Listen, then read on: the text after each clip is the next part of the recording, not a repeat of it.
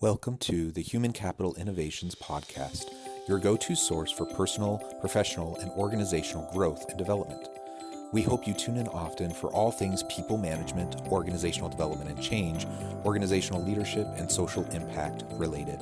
Maximize your personal and organizational potential with Human Capital Innovations Podcast.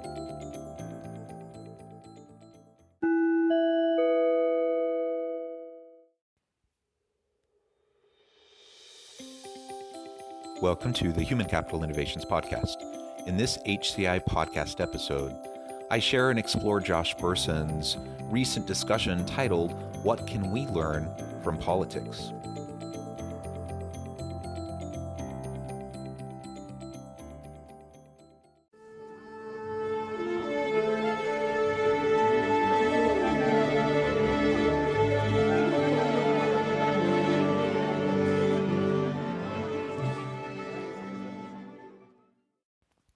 Welcome back to the Human Capital Innovations Podcast.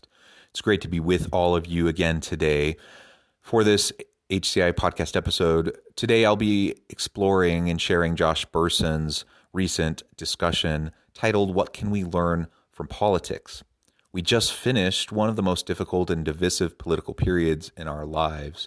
What can we as business and HR leaders learn from this? In this podcast, we will be discussing how to deal with politics at work and also the broader issue of our own role as citizens. Josh Bersin also discusses why we as business and HR leaders play an enormous role in the political and economic lives of our constituents, and I'll be sharing some of my insights along these lines as well. Thank you for joining me, and I'll catch you on the flip side of this first clip. Well, here it is, 2021. We're entering a new year, and that always gives you a chance to think about things a little bit differently. And what I'd like to do is talk a little bit about politics without taking sides. I think there's a lot of lessons to learn and issues to consider in the year ahead. And the big lesson, of course, during the last 4 years, and of course many generations before, is that politics is the peaceful method of resolving differences. It isn't just a way to argue. Without politics, we would have civil war every time somebody disagrees with someone else. So we vote for our elected representatives, we trust that the system works, they act on our behalf, they resolve differences through compromise, and the country, the society, the institution is changed as a result, and we feel that at least our voice was heard, and the cycles move in roughly the direction that most of us want. And if it goes well, the society stays at rest, and the country evolves in a positive way. But it doesn't always go well, and we go through ups and downs in the process. And we just had 4 years of, I would consider to be downs, to be honest, but many people may disagree with me on that. But what's very clear about politics is a couple of things. First of all, people don't agree on issues. So as a business person or as a business, it's very dangerous to take sides. Although you may feel very personally responsible for certain things, if you do take sides, you may alienate a large percentage of your workforce, your customer base, or your entire stakeholder population. Now, some companies have taken side in politics, but most have tried to stay neutral, except being on the side of business in general. And there is obviously often an argument that the Republicans are more business-centric than the Democrats, but I don't really believe that's true myself. So that's a consideration for you. But on the personal side, people will come to work and talk about these things, so we need to give them a place to discuss them and in a free and policy-driven approach so that if a disagreement rises up, people in the workforce don't bring it into their work experience. In this opening clip, Josh talks a bit about and reflects upon our political system, politics in general, and really the role of politics as being a peaceful transfer of power and an opportunity for us to compromise and find areas of compromise around complex issues. He talks about when we have differences of opinion and how organizations probably shouldn't be trying to take sides, though I'm not sure I completely agree with that. But he argues that, we shouldn't be trying to take sides, but he does see the role of business in politics and in creating a safe place within our organizations so that our people can come within the organization and within a safe culture, they can discuss things in a reasonable way without it getting heated and without things derailing into name calling and some of the divisive types of rhetoric that we see so commonly in the country today in our politics and in our media. And really, when people get together and talk about politics, a lot of times there's a lot of vitriol and it's not positive. But we can establish rules and norms and create a culture where we can have civil dialogue within our organizations and where people, our employees can come and have a conversation around some of the most important issues in their life. To simply say that no politics are allowed at work is to really leave a huge portion of the individual that you're negating, that you're saying you can't authentically come to the workplace and have a conversation around something that's so important to you, that touches so many different parts of your life. So it's really more a matter about how we engage in political discussion in the workplace effectively and safely, rather than, a simple dichotomy of whether or not we should at all. But the bigger issue is number two, which is that we as business owners, leaders, HR professionals, supervisors, and managers are part of the political process. And that's because we are citizens. As individuals, we're citizens. As leaders, we're citizens. And as companies, we are citizens as institutions. Companies are a very, very important part of society. People come to work for our companies and vote with their lives. They spend their time with us. They give us their energy. They give us their ingenuity. And they expect a return that helps them personally, but they also expect it to be positive. So we play a role in the political sphere as a citizen of society. If income inequality or racial injustice or environmental or immigration or any other political topic impacts society, we as a business actually are a participant in that topic. Do we hire or move immigrants into roles? Do we have a diverse workforce? Do we pay people fairly? Do we believe in women and minorities in leadership? Do we take care of the environment? Do we put our facilities and locations in low-income communities to help society? Do we train people? Do we educate people? It goes on and on and on. And what I've learned over the years, growing up in the business community and as an HR analyst, is that we are as impactful or more than the government in all of these topics. The business community and all of the economy of private and public companies is a massive force on society. And if we behave poorly, we are impacting society. And that's why there's so much backlash on some of these tech companies, these social media companies. By the way, I don't think of them as tech companies. Google and Facebook are not tech companies. They're advertising companies. They just use tech to sell advertising. You are not their customers. Advertisers are their customers. And so they are not acting on behalf of users or society in general. And I think the federal government is going to get very involved in their business as a result of that. Amazon's a little bit of a different story. There is no question the role that organizations play in, and corporations, both nonprofit and for-profit organizations, they really can have a huge influence on the attitudes and behaviors and the politics and the political types of issues that so directly impact so many people's lives. So the question becomes, how do we approach some of these political issues in the workplace? How do we talk about some of these touchy issues? How do we talk about gender equity issues? How do we talk about environmental sustainability issues? How do we talk about all Black Lives Matter and all of these different social justice types of issues? Do we take an organizational stand, or do we try to stay neutral and simply allow our employees a safe place to have a civil dialogue? These are the types of questions that organizational leaders need to be asking themselves. And within this political climate, I think leaders have a real opportunity to model civil discourse, to model engaging conversation around these types of issues where it's not so divisive, where it's not so vitriolic, where people really can explore issues together without name calling and without people jumping to conclusions about someone else's motives or being demeaning or in some way looking down on others for holding a different point of view.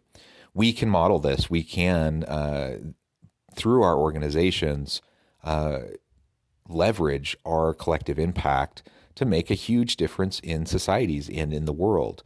Now, it's debatable, the role of business versus the role of government in terms of shaping society and culture and those sorts of things. And that's not really the point of this conversation today.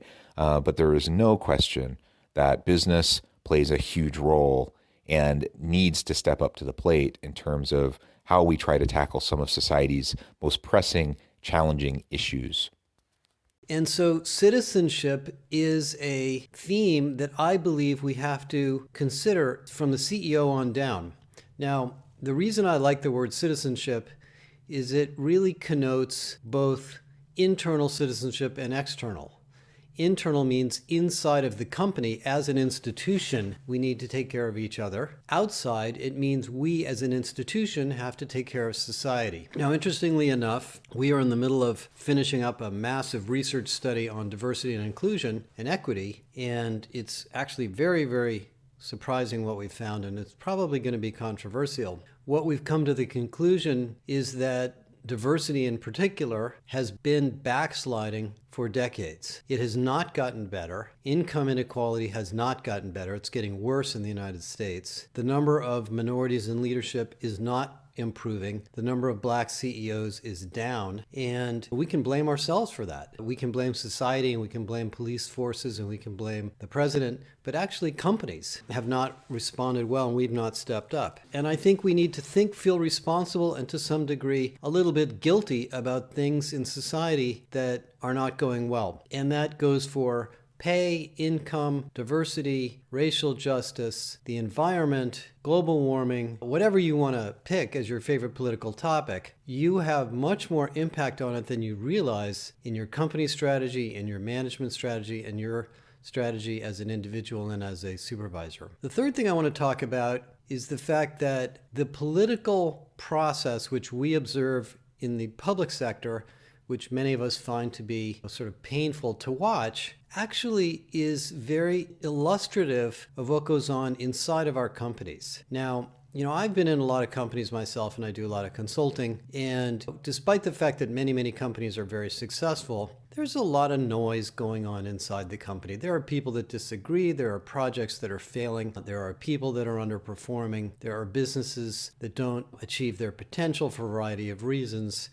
So you will have essentially many, many situations at work that are similar to the situations in the public sphere. There will be vested interests, people with more power than others that will make decisions on behalf of others, and sometimes they'll be accurate and sometimes they won't. And so we need a process very similar to the public process where we listen to people, we honor their opinions and perspectives, and then we use them to make collective decisions. Now, in the political world, the most successful countries have some form of collective thinking. The Norwegian and Swedish and countries in Northern Europe that have a little bit more of a socialistic attitude tend to have happier citizens. The World Happiness Study can prove that, and I can prove that to you, because human beings do thrive on social values. We do enjoy having friends. We do enjoy seeing other people be successful as well as ourselves. We like to give to other people. We feel a sense of common responsibility.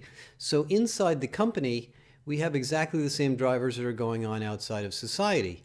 Are we listening to people? Are we doing things in a collective way? Are we embracing policies that will help everybody in the company and not only a few? And am I helping you get your job done? And are you helping me get my job done? Those are very, very big topics that go on in companies all the time. And we get involved in them HR on a very regular basis on every policy we have. If the pay policy is based on individual goals, there won't be a lot of teamwork.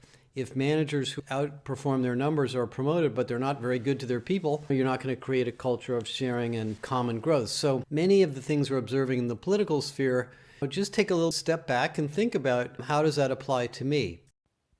I agree with Josh. I think there are many lessons for us to take from the political sphere and bring them back into the organization.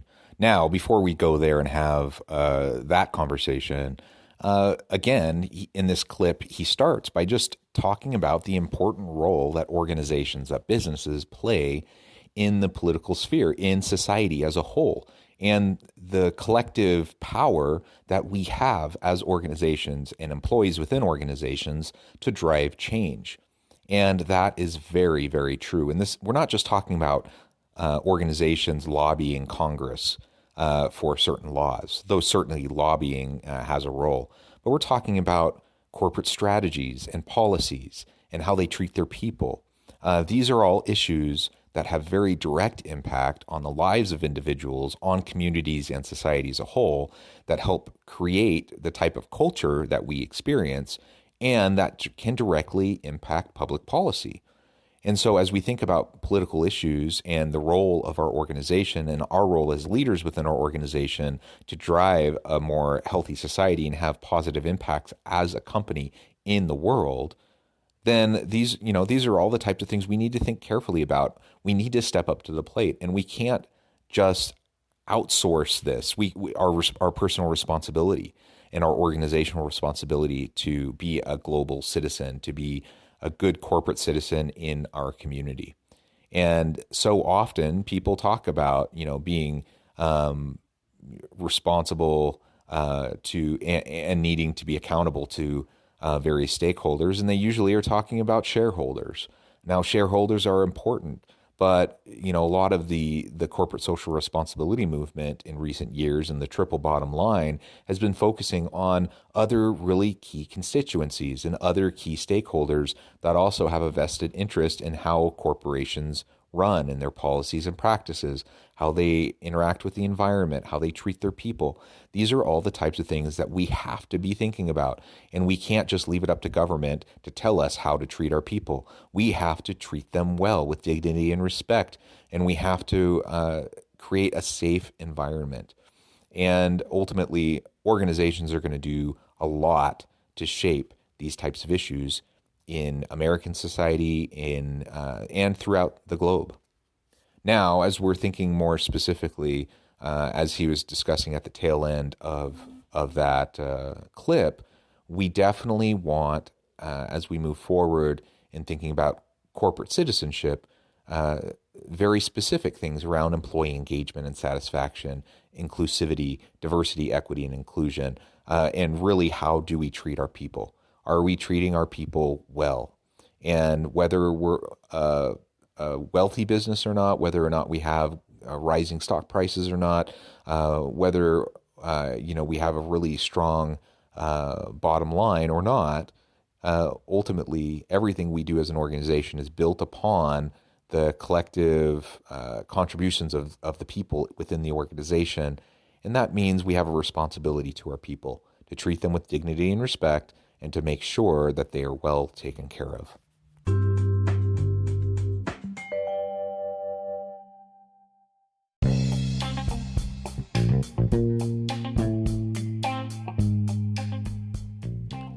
I'm excited to announce the publication of my new book from HCI Press, The Alchemy of Truly Remarkable Leadership: Ordinary, Everyday Actions that Produce Extraordinary Results.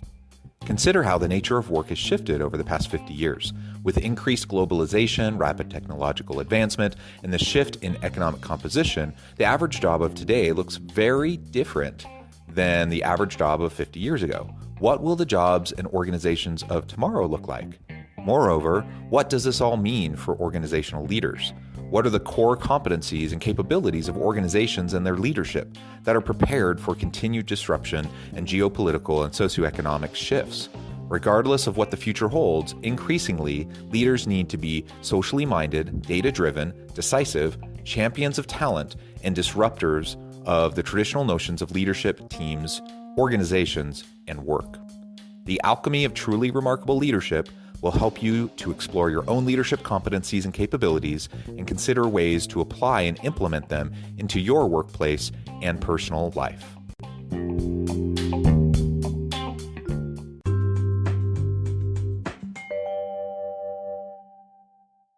And the final topic on bringing politics inside the company is the issue of collective versus individual decisions. I remember in one of my presentations 4 or 5 years ago, I was talking about this topic at a tech conference, and I really didn't think very many people were going to but actually the room was packed. And we were talking about the relationship between purpose and mission and employee engagement and the need for collective thinking, and I was giving people a bunch of examples of different situations where collective thinking outperformed individual thinking. And at the end of the presentation, a bunch of people from IKEA came up to me, the Swedish retailer. IKEA is I think a $40 billion company, very, very successful company. And they said to me, based on the socialist attitudes from Sweden, we use collective thinking inside the company. And I said, well, how do you do that? And they said, for example, at a store or a district office that wants to change a policy for how we're going to deal with customers or inventory or marketing or whatever, we don't just get to do it. We have to go to a committee of peers, not executives, but actually line people who have to review operational decisions. And these committees are national, so they're all over the country in the United States. And they look at these policy and procedure differences and they review them as a group. And I said, well, isn't that kind of slow? And she said, yeah, it's really slow. It sometimes takes months and months for us to make decisions on these things. But she said, that's actually why we're so successful. Because A, we get better decisions because of the process, and there's more input, of course. B, although we may not make them quickly, once we make them, they're made, and we quickly move into action. And we don't have change management issues, and we don't have adoption issues because everybody agrees. And I use them as an example of one company that runs a culture. If you've ever read the competing values framework on different kinds of cultures, it's more of a clannish culture where people want to get along and they want to contribute to the greater whole. And of course, IKEA also believes in the environment, and they believe in sustainable products, and they believe in making the world more beautiful and more healthy and safe. So this kind of collective thinking goes through their whole culture. And I think right now, because people are so tired of the political fighting and the anger and the discourse that's been going on in the public sphere, they're coming to work and they're looking for a refuge. So if your company isn't as collaborative as you'd like, if the collective thinking theme hasn't really stuck well at your company, or maybe you didn't design it that way, I think in this particular year, 2021, might be a good time to think about it. Because we're going to be entering a tight labor market this year.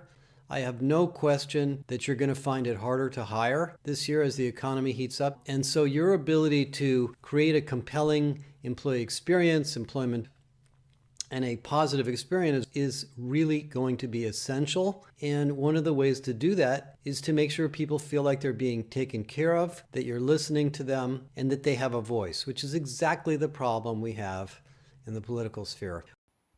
In this segment, he's talking about cooperative cultures and collaborative cultures, and he provides the example of IKEA and the value that they place on discussion, conversation, compromise, and they work through challenging issues together in a way that some people could, look at it and say, oh my gosh, that would be so cumbersome. That would take forever to decide on anything. And admittedly, people in IKEA said, yeah, it can take a while. But the result is that now you have people, you've generated buy-in throughout this collaborative process. So now people, once a decision has been made, people are ready to go. They're ready to roll with the decision and to implement it.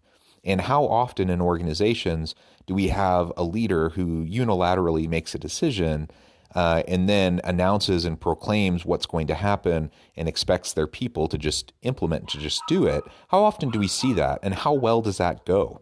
One of the reasons why we see change happen so poorly within organizations and why so many change initiatives don't get implemented effectively in a sustainable way is exactly for this reason of there not being buy-in and there's not trust in that kind of an environment where people aren't part of the process, where there's not open and transparent communication, and where people don't have an opportunity to give their input, of course they're not going to be as bought in, and of course they're not going to be as committed to whatever the decision is. And so then you end up with passive aggressive behaviors. You end up with kind of political backstabbing and undermining behaviors, and other unhealthy types of dynamics that can occur in 100 different ways that short circuit the change, that short circuit the initiative, and decisions don't end up getting implemented effectively. So we can counterbalance that. Does that mean we have to do it the way IKEA does? No. But the answer here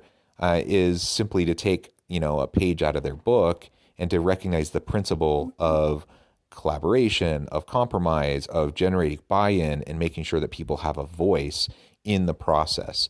Just like we do in a political system. This is a good lesson for the workplace, that we can allow voice, that we can help them feel heard, that we can involve them and help them feel part of the decision making. One more final point while I'm thinking about it. We spent a lot of time last year talking to hundreds of you about the pandemic response and well-being and leadership and learning and growth and careers and job mobility and workforce transformation. Many of you went through enormous amounts of work on all of those topics. And we did a series of research studies, and we're doing a lot of research now. And in every single study we did on pandemic response, the one we just are finishing on DEI, another one we did on employee experience, what we found is that among the many, many practices and ideas and innovations that companies are doing, the one that keeps scoring the highest as having the most impact of all is listening. And it sounds silly to even say that, but what we're basically learning is that only by listening will you understand what the right solution is. Yes, you as a leader might be very, very smart and very experienced and have all sorts of perspective on what the right answer may be, but you don't know what you don't know. And so this humility of accepting the fact that the answer may not be clear and that we need to get other people involved, and that we will listen and we will hear and we will pay attention and we will respond to people's input, is really essential to the year ahead. I'm guessing that listening doesn't actually sound silly to anyone listening to this podcast, because we all recognize the importance of effective listening. And as he's, again, drawing parallels between the political process and the political system and how things happen within organizations and lessons that we can take away, the whole aspect of listening is, of course, going to be essential. Just like in the previous segment where he talked about compromise and he talked about collaboration and giving employees voice, that only is as effective as we are as listeners. And I think we've all been a part of meetings where, a leader asks a question, presumably because they want people to speak up and they want someone, to give their opinion. But we recognize very quickly that they're not actually listening to what we have to say. They have already predetermined what their decision will be, and they're just going through the charade, making a show of listening when they're not actually listening. I've been involved in so many meetings like that, and with so many leaders who have done that. And so listening as an action is not enough. Like, we truly have to authentically be with people and listen without agenda to their perspective. And the best politicians do that within the political sphere, and within an organization, the leaders do that. They truly authentically listen. They want to learn. They want to know and understand, so that they can both show compassion and empathy, but also so they can really understand the best approach forward. And the best leaders recognize they have intellectual humility, and they know that they don't have all the answers. They can only come up with good solutions as they reach out to, talk to, and listen effectively, actively listen with real intent to understand. Only then are they going to have all the information they need to make better decisions. More diverse groups lead to better decision-making when we can engage them in meaningful ways. This is true in the political sphere, throughout different segments of society. It's certainly true within organizations, and there's so much research to back that up. It's interesting, in some of the books I've been reading about this year on epidemiology in response to the virus, a lot of senior public health officers talk about humility as a core strength of public health leaders, because these viruses are unpredictable and no one knows how they work. So you have to always be open-minded to some piece of information that you didn't expect. And that's basically the way business works. We are building and running and growing institutions and companies and large organizations that are, in a sense, combinations and collections of human beings with many, many different perspectives, many coming from customers and their own personal experiences inside of the company. That's basically what societies do. That's what political systems do. If you're able to harness that information and hear it in some coherent fashion, you will be an enduring company. You will grow, you will adapt, you will thrive during difficult times, and you will outperform your peers during good times. If you don't listen, you're kind of taking your chances. Yes, maybe you have a brilliant CEO or a brilliant head of tech or a brilliant head of research, and maybe that person really does hit it out of the park every time they come to bat. But I guarantee you there's things they're not hearing or paying attention to. And this goes back to really the principles of great design, the principles of great management and great leadership. Finding a way to listen and understand and pay attention to the data and the information and the signals coming from your employees, who, by the way, are reflecting what they're hearing from your customers and supply chain partners. That is one of the most important things to do. So we need to practice and develop humility within ourselves, recognize that we don't have all the answers, actively, truly listen to those that we're working with, involve them in the communication process in a transparent way to generate buy-in, really truly listen to them. That's really what the political system is all about when it's working effectively, when it's not all divisive, when it's not devolving into these dogmatic kinds of perspectives on various ends of a continuum, but rather where we really truly have an opportunity to learn from each other, to understand where each other is coming from, and then compromise and find approaches that can help everybody, help everyone be treated with dignity and respect, and ultimately guide society in a healthy manner. That's what we want in the larger political system. That's certainly what we want within organizations as well. So I really do appreciate all of the insights that Josh Bersin provides throughout his commentary. And I think not only is it important for us to reflect on our political system and how dysfunctional it has been in recent years, we need to heal, we need to do better, and we need to hold our leaders accountable for the dysfunction and make sure that we're doing our part in voting and being engaged in the political process. But also within our organizations, we can take lessons from politics and from the political system. We can engage our organization in healthy ways in the political process, in making a positive social impact in society. And we can create a safe space for our people to speak up, to share, to be able to voice their opinions, and to involve them in the difficult, challenging issues facing the organization as you create strategies and implement policies, practices, and procedures that will impact the daily lives of your people, but also your consumers and the community at large. I really do appreciate this perspective. I think it's helpful for all of us to self-reflect and consider our own involvement in politics, both externally in society at large, as well as within our organizations. I think we can all do better, and we could step up to the plate and make sure that we're making a positive influence and having a broader social impact in the world to create positive change for our future. Thank you for joining me for this episode of the Human Capital Innovations Podcast. As always, I hope you stay healthy and safe, that you can find meaning and purpose at work each and every day, and I hope you have a great week.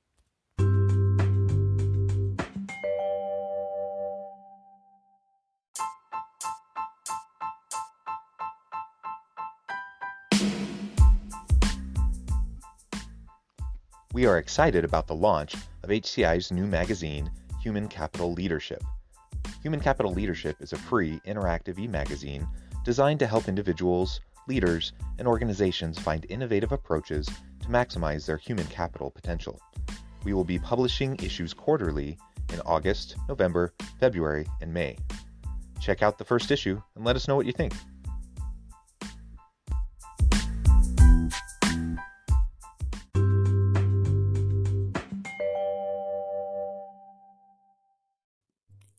Thanks again for joining us for this episode of the Human Capital Innovations Podcast. I hope you stay healthy and safe and that you have a great week.